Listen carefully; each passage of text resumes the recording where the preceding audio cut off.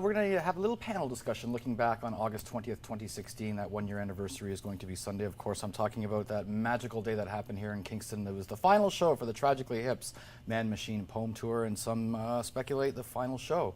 And it was a beautiful day. And here to offer their insights of that day, we have Mr. Gord Hunter from Light of Day Kingston.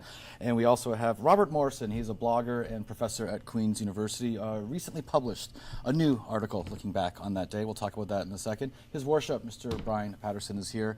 And we'll start talking to you, Brian. You almost had this role to play of being the parent welcoming this party to the basement of your house or something with the kids. You know, it's funny that you say that, because we knew a few months beforehand we could see this coming together, and we knew that there was a once-in-a-lifetime opportunity to do something that would be so special for the city, but also a great opportunity to show the band just how much they meant to Kingston. So it was endless meetings behind the scenes. There were, it was a community effort. I mean, we had all kinds of people around the table trying to plan out the details of how this could work, where we could do this outdoor show, how we could make it as inclusive as possible, because of course there was such disappointment among the community that so many people weren't able to get tickets to the actual show. How do we open it up to everybody?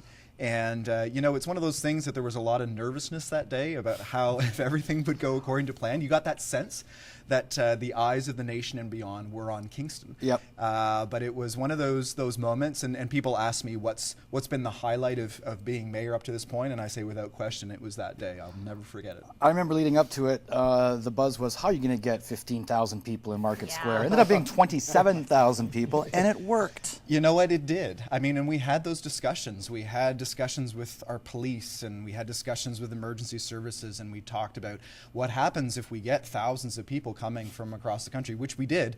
Where do we position the screens? How do we make sure that this is an experience that's going to work for everybody? It was one of those senses that if we could do it well, it would be just an incredible moment that everyone would remember. And quite honestly, if it didn't work well, then everyone would remember that too. So fortunately, you know what, we had a great team, and I just can't say enough about the team of city staff, community partners, our emergency service, everybody that was there to support, and just the atmosphere there. We just felt that everybody came down for the right reason. We were a little bit nervous that maybe there would be, you know, would there be any trouble? Would there be any concerns there? And everybody came to celebrate. Everybody came, I think, to honor the band, and it was fine. It'll never happen again, and the memories are there for a lifetime. Absolutely. You know what strikes me is every time I look at those iconic photos, I get a different sense of emotion, a different feel that hits me. Do you know what I mean? So I'd love to ask the three of you, you know, what sorts of emotions ran through your heads, you know, that day, or even when you look at these images a year later, what, you know, stands out for you? Let's start on this side. Yeah, Gord.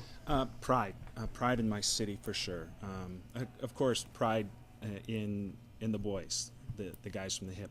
That had to be probably the toughest show they've ever done, just emotionally, physically draining, and then just the sense of standing in front of that, behind that massive crowd.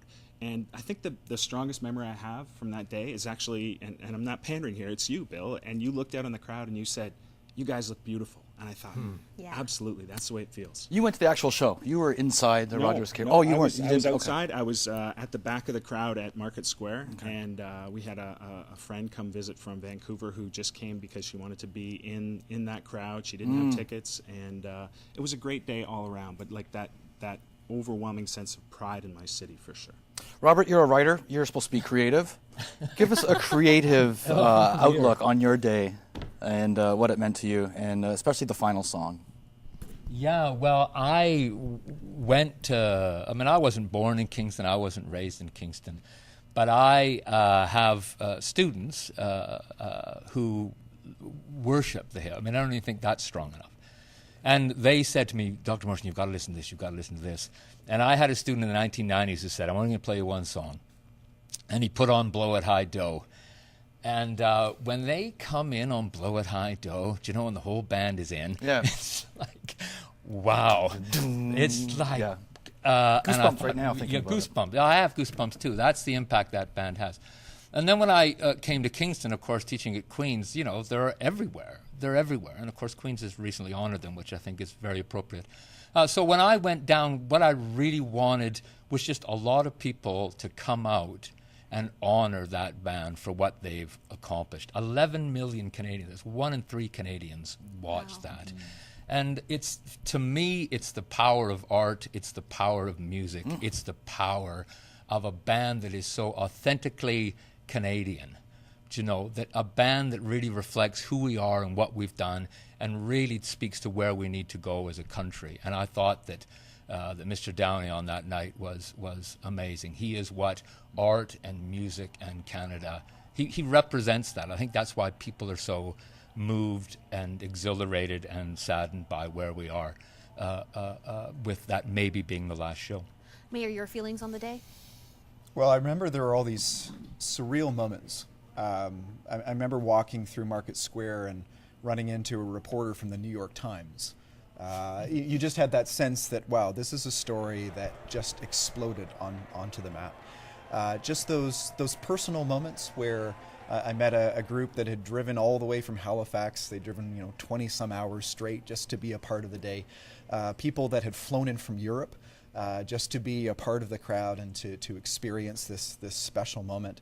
And I remember just sitting up just in City Hall and overlooking the crowd and just seeing everyone engaged in these moments and trying to savor it because, you really had a sense that this was a once-in-a-lifetime moment and trying to take it all in. And it was one of those things that I think for several days after I would just replay everything that happened because there was so much that happened in just a few hours. But really it was a whole range of emotions from joy and celebration to sadness at the same time. I remember doing a documentary during the day, and we talked about how the theme for the Kingston show had been Welcome Home. The band started here and they had such a great run, and then we were welcoming them back, and it was perhaps their final show. And there was a lot of sadness in that moment, and I remember that the documentary crew started to cry during the interview. And it was just that range of emotions that you could go from joy to sadness in the matter of a few seconds.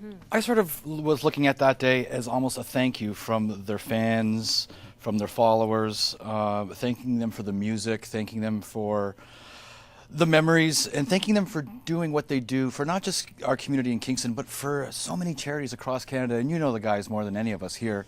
It ever cease to amaze you how much they are so into giving back? It never ceases to amaze me. In fact, I'm constantly awestruck that these guys are so willing to do whatever they're asked. I mean, Paul and Rob and Gord are close to Light of Day and have played Light of Day many times for us and helped us raise a tremendous amount of money for Parkinson's. But that's a small amount of what they've done within the city, and the boys themselves raised a bunch of money for the hospital foundation. And it's just incredible that whenever they're asked to do something, they just don't say no. They are willing, if they're able and available, to step up and help the city. And that's it's so typically Canadian, so typically Kingstonian, and I think that's who those guys are.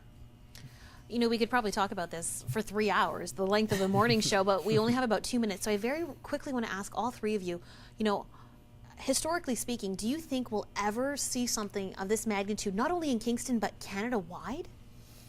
No, I don't think that you're ever going to see anything quite like that. And I don't think that we should try to replicate it. I think if anything, I saw it as a platform, that if anything, there would be opportunities as a city and a community to reflect back and to build on it, to say, and the HIP have been so amazing in helping to raise up other artists and other musicians and really being mentors and being people that so many look up to.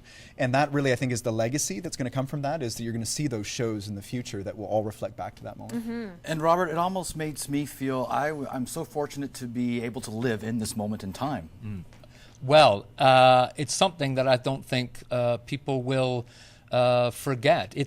One of the things that struck me was, bands break up, bands move around, bands get different members. Those 5 guys, right? They're like a working rock and roll band, and they stayed together, and the authenticity of that, I think, just reached every Canadian, and I don't think it was possible to stand there and not think this is a once-in-a-lifetime moment. Gordon, we got 10 seconds. You want to wrap it up? Yeah, well, they came from Kingston, and they came back to Kingston for what could have been their final show, and I don't think we'll ever see the likes of that again, and I'm so lucky to have been part of that. Okay. Like I said, we could talk about this for hours. That's all the time that we have. More morning show after the break.